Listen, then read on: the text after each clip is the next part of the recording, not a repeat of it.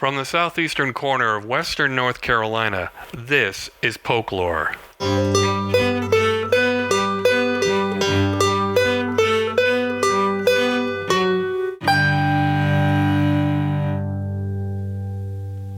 I'm your host, James Hernishin. There's a 3-mile stretch of Highway 9 between US 74 and Highway 108 at Mill Springs that just might be the most important factor in deciding this year's elections for the Polk County Board of Commissioners. That's because how the current commissioners have handled an attempt by the State Department of Transportation to widen that piece of Highway 9 has implications for the rest of the county and how we're governed. It's not the first time that the DOT has come to the county with a scheme to widen an important route. They tried it a few years ago with Highway 108 between Columbus and Tryon. Back then, just like today, the folks who live on the highway were none too keen on the idea. The DOT has already spent millions of dollars surveying and studying the highway. They have concluded that it's not safe in its current form, and the project is now so far along that it may not be easy to put the brakes on it. In the face of growing pressure from the community, the commissioners held a special meeting on October 10th to approve a letter making a no-build request to the Foothills Regional Commission Rural Planning Organization, or RPO, which is the agency responsible for representing the county's needs and wishes when it comes to DOT projects. So it looks like the commissioners were responding, better late than never, to the citizens who have the most to lose, both in terms of land and peace and quiet. But if you read the letter all the way to the end, a different story emerges. The last paragraph asks the RPO to stop considering Highway 9 North and Highway 9 South for any modernizations in the future, with the exception of turn lanes at Polk Central Elementary School.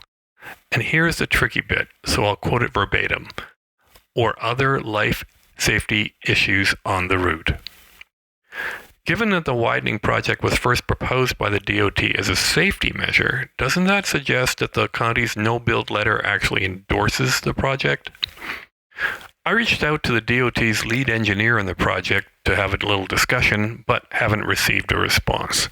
But I did sit down with Karen Pack, one of the lead organizers of the community opposition to the widening of Highway 9, on which she has lived for decades. We met at her mother's house, also right along Highway 9, of course, 2 days after that board meeting, to talk about the history of the project, what it has meant for her personally, and what the political implications might be. Karen Pack, welcome to Folklore. Thank you, James. I'm glad for this opportunity to speak about our cause. I think it's a very interesting story, especially since it's still going on. How did you first find out about what the State Department of Transportation wanted to do with this stretch of Highway 9? It was in 2019. Some of the residents, we received a postcard that looked like junk mail, to be honest, and it told us about an information meeting for NCDOT down at the Polk Elementary School. And that was our first introduction to what was happening. And of course, we were all worried what was going on. So we go down there and look at maps, and you have engineers and people for NCDOT there, and it's more like a smile, shake your hand. Here's what we're going to do to you, take it or leave it kind of meeting. And they call it an information meeting. And we asked questions. We had lots of questions, and we got vague answers.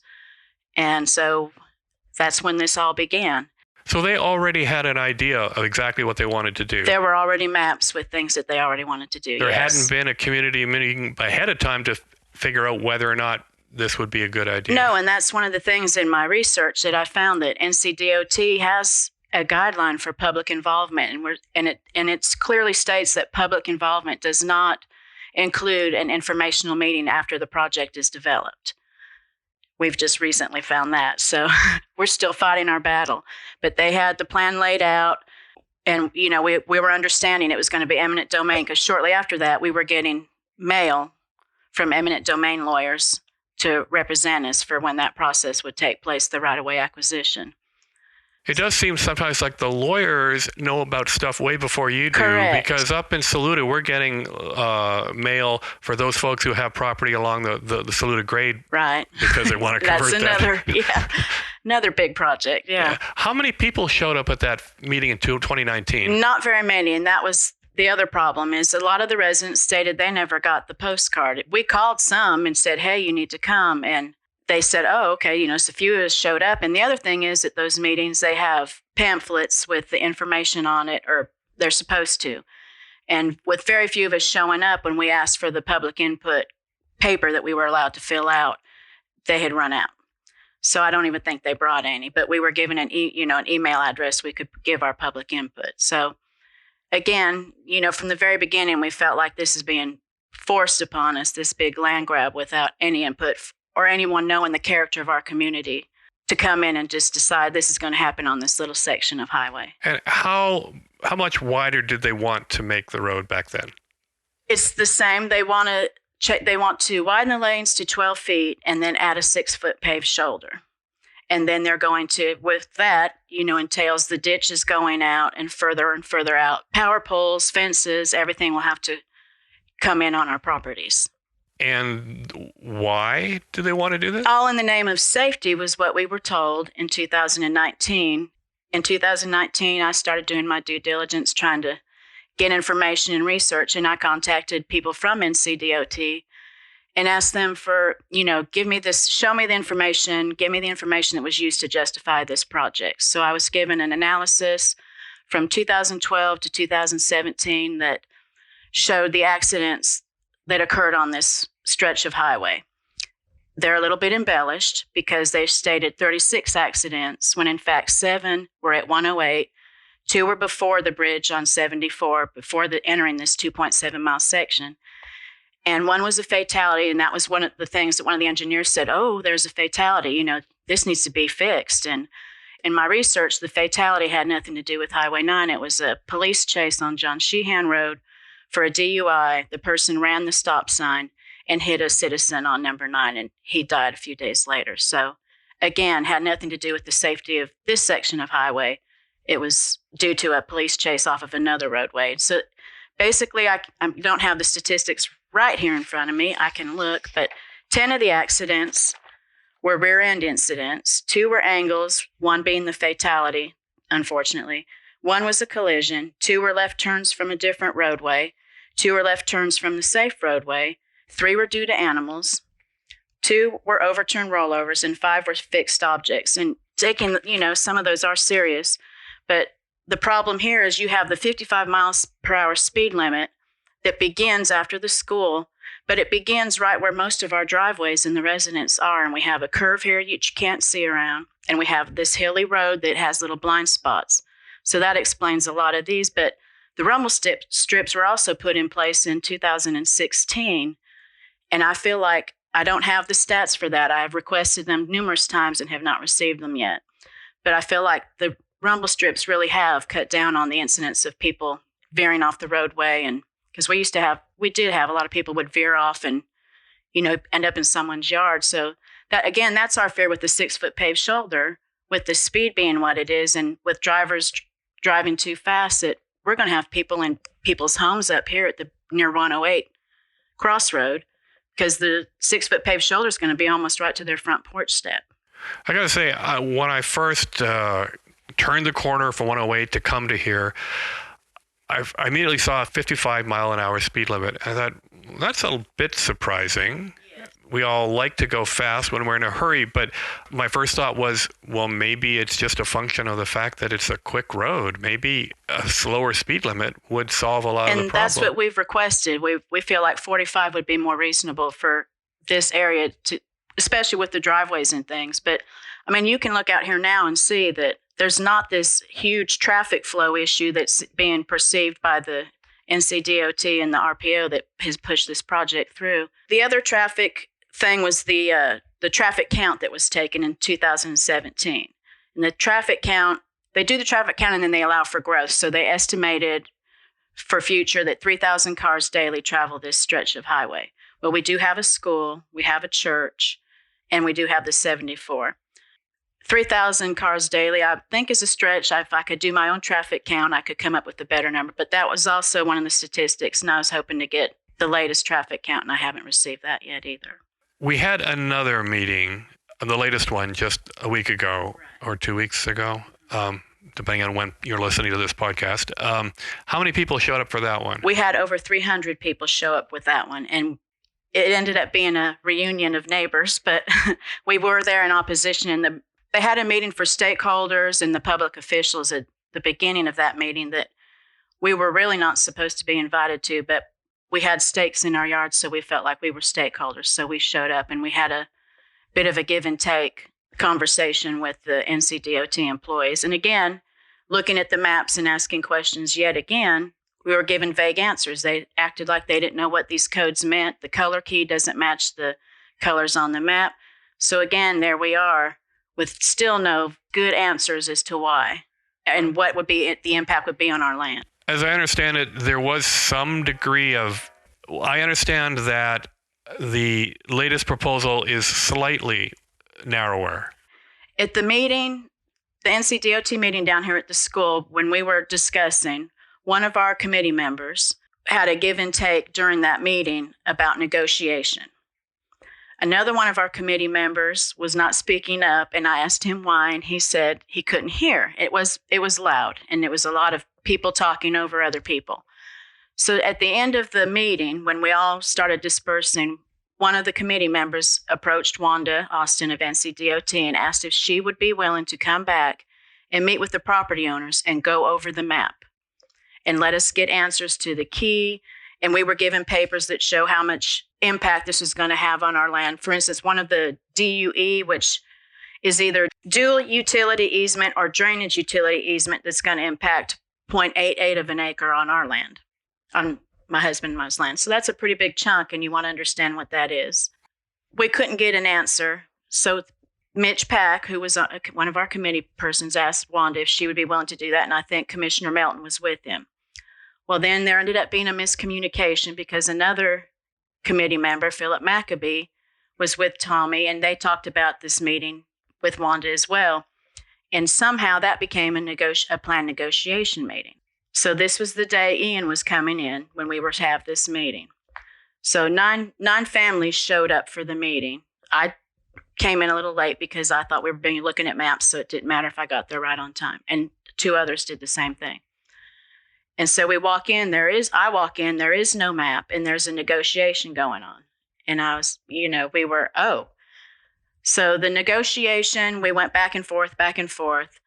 Wanda was there, and pretty well we couldn't get her to give on anything. But then through negotiation, there was a negotiation of 11-foot lane widths with a 4-foot paved shoulder. Well, we were told, take that or you're going to get the whole thing.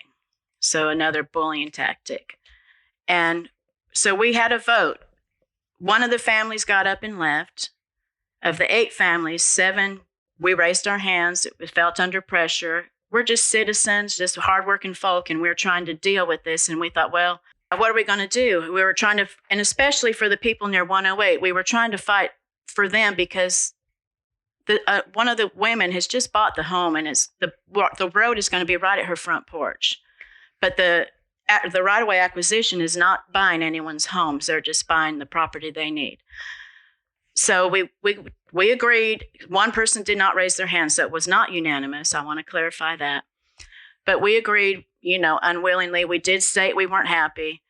We go home over the weekend. When I got home, I was thinking about the over 1,800 people who have signed this petition and all the people on the roadway and all the support we have, and how this has turned into not only a Save Highway 9, but Keep Polk County Rural, because we've seen the plans from the RPO for the future, what they're recommending happen to Polk County.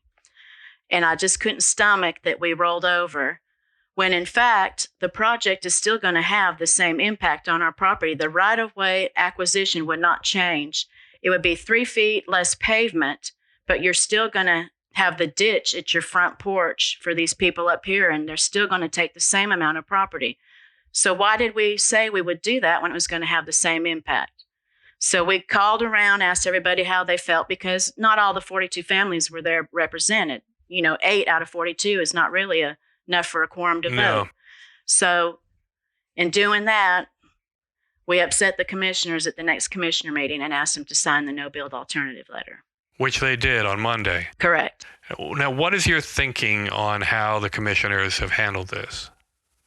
Well, I know it's tricky, but it is tricky.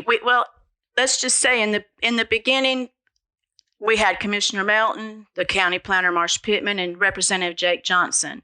A few of us on the committee met in Mitch Pack's yard And we talked about it. And Jake Johnson was like, this is crazy. This doesn't make sense. This doesn't add up. Let me make a phone call. I think we can just kill this and move on. So the commissioner, county planner, Mr. Johnson left, made a phone call. And some of us in the committee stood there and talked a while. Some left. They had to go back to work. And they came back and they said, well, surprise, this isn't going to be as easy to stop as we thought. That Miss Austin of NCDOT told Jake Johnson, that's fine, but I'm going to send a $1.4 million invoice to the county to be paid. For all the engineering work they've done? That has been previously, that was being pushed through. So there we stood, wow, how can we do this to our county? Everyone's going to hate us. Their taxes are going to go up. So it was a push, another pushback. That was our first threat, I'll call it. And again, that was taken off the table later. The $1.4 million invoice was taken off the table. So we started with that. Then we had this negotiation that felt like a strong arm from NCDOT and a bully method. So we decided to go for the no-build alternative. And we've had many meetings with the commissioners. They have stated their support. They have stated they've been working behind the scenes for us, working with NCDOT and the RPO. And we kind of, with our meetings and giving them these facts and information, I was hoping they would voluntarily say, let's do the no-build alternative. Let's stop this. But they kept telling us, if you do it, it may not work. It may not pass. But what other option do we have? Our backs were against the wall. The negotiation was still going to impact every property owner the same. And as we've stated from the very beginning, we feel like this is the foot in the door for future projects for the county with what we've saw recommended from the Rural Planning Organization. What kind of things in those recommendations have you worried?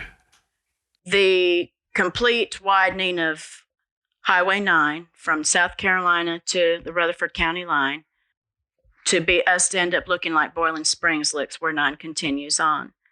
And we did have an NCDOT retired engineer tell us that if they're widening it to this extent, they're planning for a 4-lane later down the road, maybe 20 years down the road in the future. So we're also standing up for our grandchildren. People have been longtime residents on this roadway. In fact, the Pack family name's all over this roadway. We're not the only ones on the committee, but our names are all over this roadway. What about the possibility that a wider thoroughfare is going to encourage people to, say, develop, maybe sell some farmland, turn it into subdivisions? That's the first thing that I thought when I hear about road widening. Well, most of the property here is farmland, and I think from the feedback we've been getting, people do not want that development. And I don't think, unless there was some land that was for sale, most of our land is deeded that we can't break it down any smaller than 6.5 acres. And I don't know how it is for all along the highway, but it's mostly farmland. I don't think that's a possibility, and I think that would be a thing people are against because we're wanting to keep our county rural. And there seems to be a lot of support, broad-based across Polk County for not turning us into something that we aren't. Right. And that's what makes Polk County so special. And it's that our kids come back from college and they come back here and start their own businesses. We don't want to be another cookie cutter of Hendersonville, Boiling Springs, and places around us. We know we have to allow for healthy growth, but we don't want large growth. We don't need 4-way highways running through Polk County. Well, other than reducing the speed limit, though, do you think there are improvements, modifications that could be made? That's with the no-build alternative, that still allows for our roads to be, it doesn't mean they can't touch Highway 9 ever again. That just means they will maintain, pave, do proper signs, and take care in repairs in our bridges that we've got bridges that need repaired. Those things can still happen. It's not that they can't take care of things as far as safety issues, but we're weary of what we call safety because NCDOT is used, the RPO, I don't know how it works exactly, but someone's used statistics to push this little section through, and the road is not an unsafe roadway. It could be the roadway with lower speed limit, proper signs. We had signs to show that this was a curve here that were taken down at one point. So signs have been removed. I heard it was for a beautification project by one of our governors, thought too many signs on the road was distracting. Yeah. So we want to allow for safety, but to me, safety doesn't mean bulldozing through and using eminent domain and taking people's property to widen it beyond what it needs to be. So the question I have is, where did this idea come from? If the data don't really support a safety argument, why did the DOT decide that Highway 9 needed to be widened? Well, how the Rural Planning Commission works is there's recommendations made. So I don't know if someone sponsors those recommendations, I don't know how the recommendations come forward. I know in the original plan, there was also a possible greenway overlook or over mountain greenway that was going to be a bike lane along here as well in the future was a possibility, but that's been taken off the table as well, as far as I know. But I'm not sure how the projects get started, who comes up with the recommendations for the RPO, but then the RPO then works with NCDOT. If you go on the Foothills Regional Commission site, you'll see that they seem to be hand in hand. There's information for NCDOT on the commission, and they do other things besides road work. Yeah. And good things for communities and counties. But as far as the roadway designs, I don't know how it gets started in the RPO, but then there's a prioritization process that roadways go through, or the projects go through. So I feel like someone thought, well, this is a small community. After the 108 was shut down for the 108 community, they saw this as an expansion project and thought, and again, we see where the recommendations are for Highway 9 all the way from South Carolina to the Rutherford County line and other roads in the county as well. But I feel like this section was chosen and handpicked and marinated with data, because it has to go through with data to be able to get funded. And this one is fully funded so that we have our backs against the wall in stopping it. The county has a representation on the RPO. Yes, we do. And in most cases, that representation works both ways. A county gives input into what the RPO's planning is all about, and then that representation should be fed back to the commissioners and then to the public. That broke down somewhere, didn't it? Somewhere, and you would think after the 108 incident that when this came forward again this year, or in 2019 even, someone would have thought, we better look into this and communicate with the residents.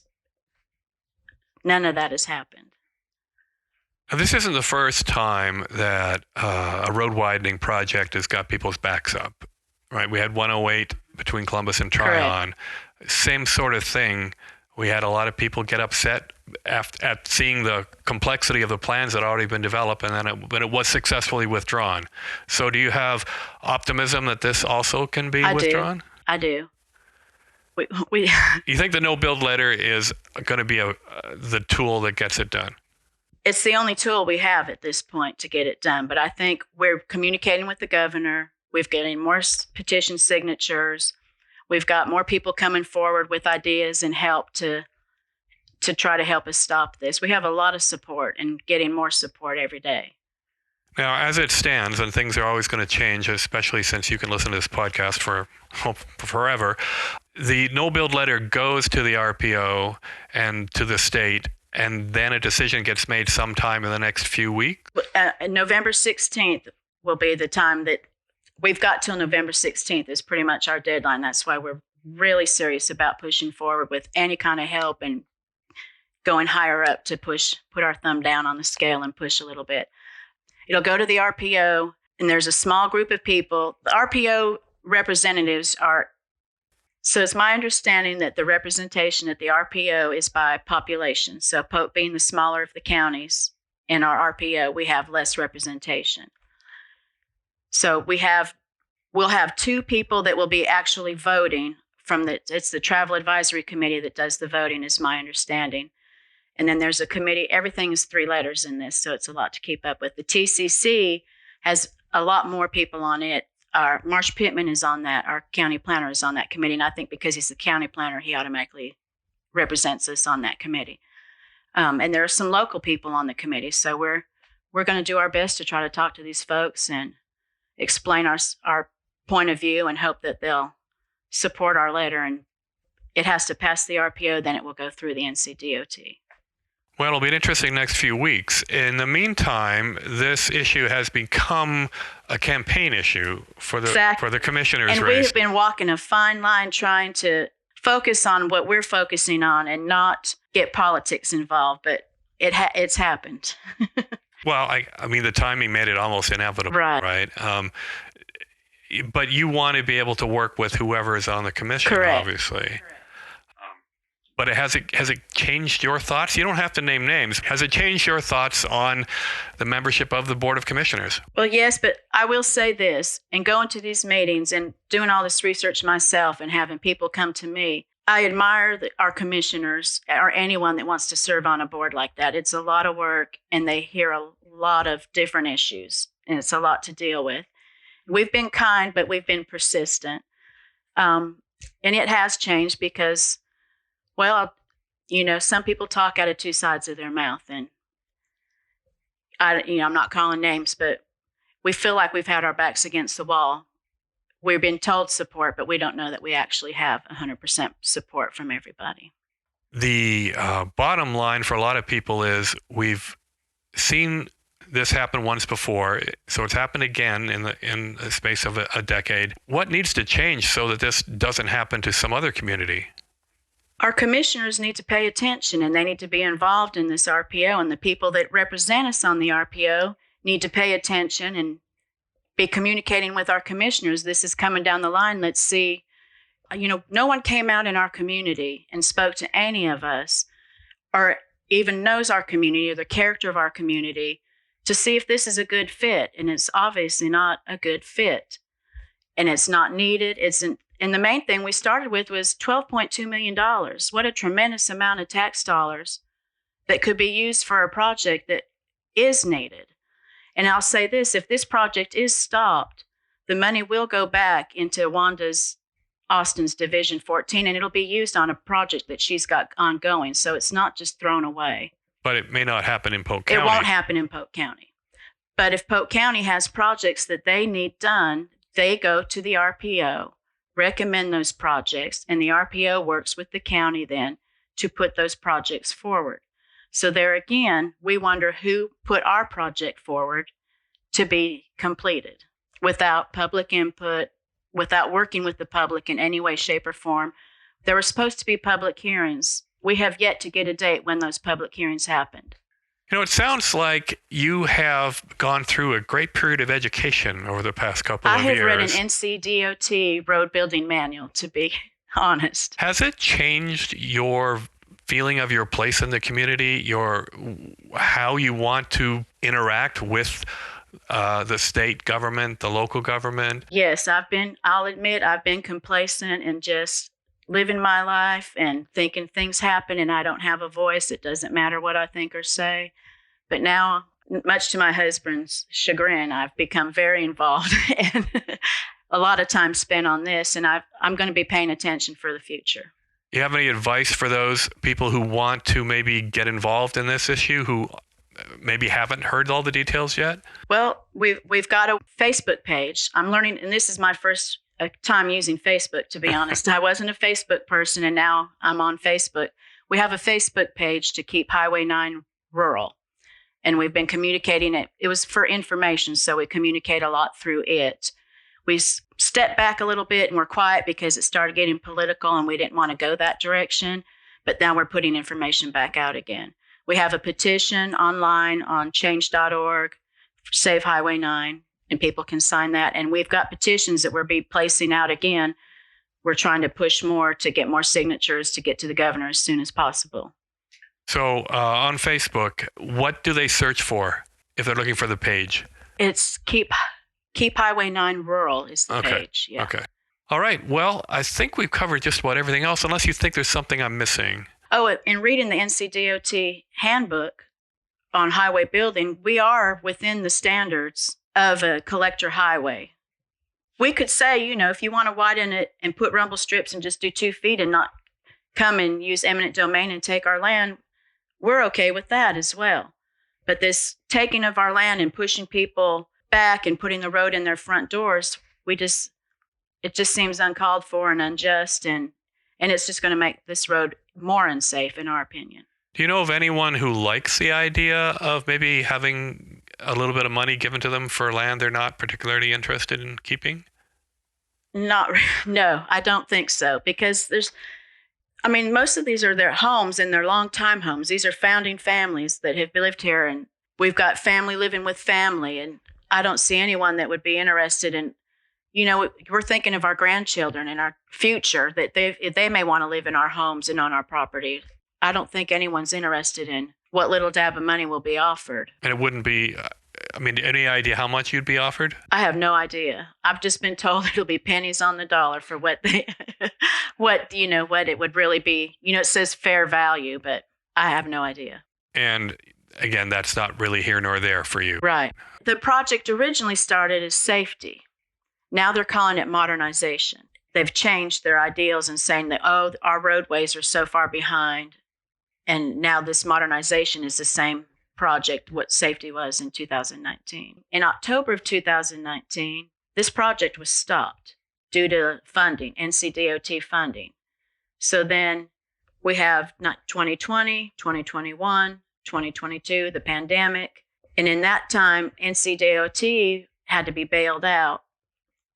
I found a letter where they were asking for help, for money, because irresponsible spending, not being fiscally. Well, I guess to be fair, I think tax revenue fell as well because there wasn't much gas. The pandemic. So they had to be bailed out, and I heard it was yet again. I'm just learning this stuff. I don't know the ins and outs of it. But then to come back in 2022 to a commissioners meeting and announce they're back at it, and the commissioners, of course, in their way of saying they were helping us or supporting us, set up the other information meeting, which is just a formality. It's not, they were telling everyone down there that it would not stop the project. But we had over 300 people there to sign and put their input in that they opposed it. I don't know if they read them or if they just throw them in the trash. But in the meantime, between April and September, the meeting, they were steady still surveying and working on this roadway. So the project was being pushed through, again, without any public hearing, any more information.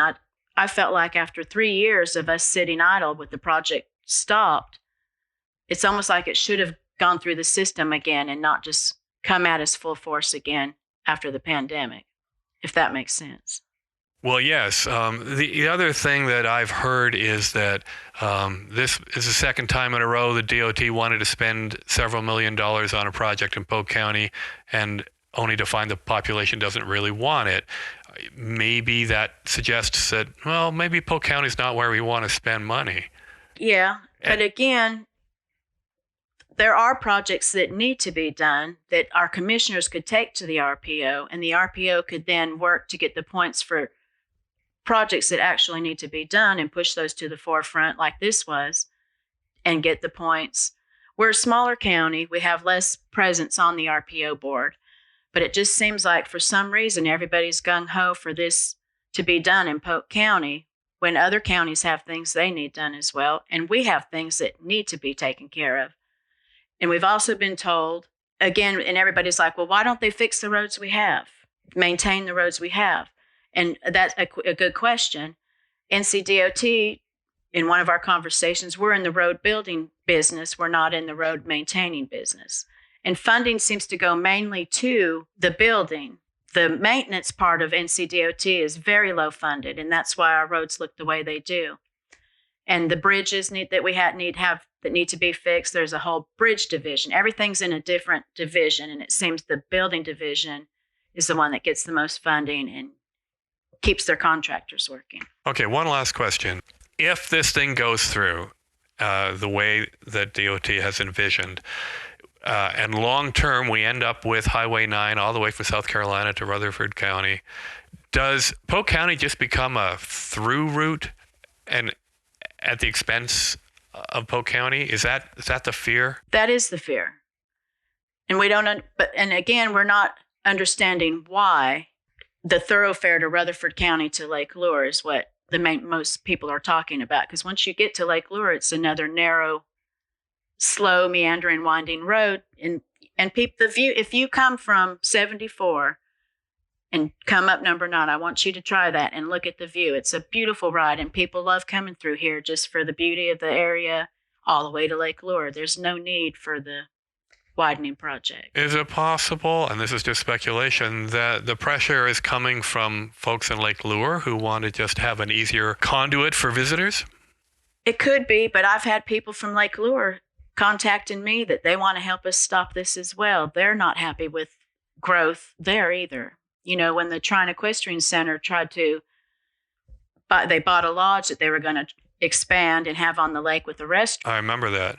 Well, we have a newspaper article from the Asheville Citizen-Times from 2015 where Mr. Bellissimo was talking about all the wonderful things he was going to do and this on the lake at Lake Lure.